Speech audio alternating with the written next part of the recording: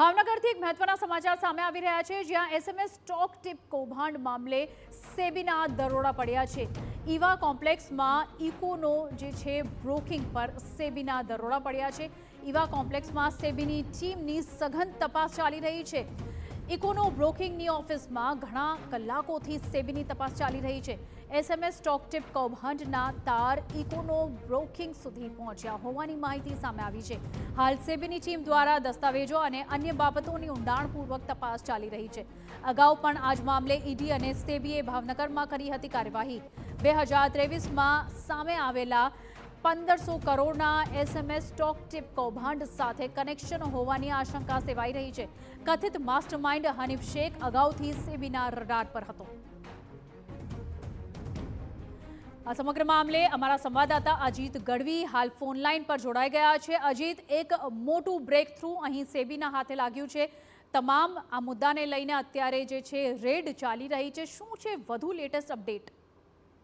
જે વાત કરવામાં આવે તો ભાવનગરના ઈવા કોમ્પ્લેક્સ છે, જ્યાં ઇકો બ્રેકિંગની જે એક ઓફિસ છે તેની અંદર સેબીના દરોડા પડવા પામેલ છે। ચોક્કસપણે કહી શકાતું નથી કે અત્યારે શેના માટે સેબી આવી છે અને શું અત્યારે કાર્યવાહી થઈ છે, કયા એવા કારણો છે કે જેને લઈને અત્યારે તપાસ ચાલી રહી છે। અગાઉ ચોક્કસપણે અહીંયા તપાસ થઈ હતી, અગાઉ ઈડીની રેડ પણ થઈ હતી, સેબીની પણ રેડ થઈ હતી, કાર્યવાહી પણ કરવામાં આવી હતી 2023માં।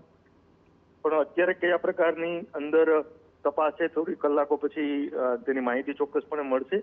અને એસએમએસ સ્ટોક જે ટીપ કૌભાંડ હતું તે મામલે અત્યારે કાર્યવાહી શરૂ છે તેવું પ્રાથમિક અત્યારે જાણવા મળ્યું છે અને એની હજી વધારે વિગત થોડી કલાકોમાં બહાર આવશે। જી, આ હનીફની સાથે બીજા કયા લોકોના તાર જોડાયેલા છે? કોઈ નામ સામે આવ્યા છે? આખરે કેટલું મોટું નેટવર્ક હતું હનીફનું?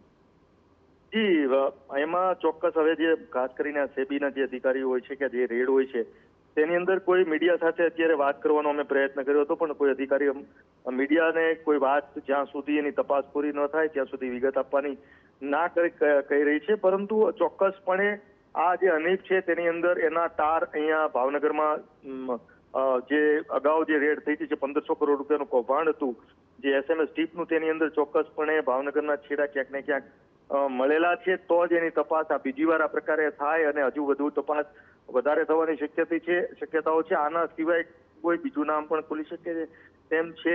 અને સેબી છેલ્લા લગભગ 7-8 કલાકથી અત્યારે તપાસ કરી રહી છે તેના ઓફિસની અંદર। કોઈ એવા દસ્તાવેજોના પુરાવા હજી ચોક્કસપણે જાહેર નથી થયા, પરંતુ કોઈ એવી બાબતો ચોક્કસ છે કે જેની અંદર ફરીવાર આ રેડ કરવામાં આવી છે અને જે સેબીના અધિકારીઓ છે કે કોઈ એવી એજન્સી છે જે તપાસ કરી રહી છે કે આની અંદર અથવા એવું બને કે કોઈ ખુલાસો પણ થઈ ગયો જે તપાસ અગાઉ થઈ હતી તેની અંદર કોઈ મોટું કૌભાંડ જાહેર થવાની પણ શક્યતાઓ રહેલી છે। પણ પ્રાથમિક તપાસમાં જે વિગત છે તે અત્યારે આ પૂરતી જ છે। હજુ કોઈ અધિકારીઓ દ્વારા ઓથેન્ટિક રીતે જો જાહેર કરવામાં આવે તો ચોક્કસ વિગતો મળી શકશે અત્યારે। જી અજીત, આભાર સમગ્ર માહિતી બદલ। તો અત્યારે તમામ દરોડા જે છે સેબી તરફથી પાડવામાં આવી રહ્યા છે અને આ તમામ મામલે ઊંડાણપૂર્વક તપાસ કરવામાં આવી રહી છે।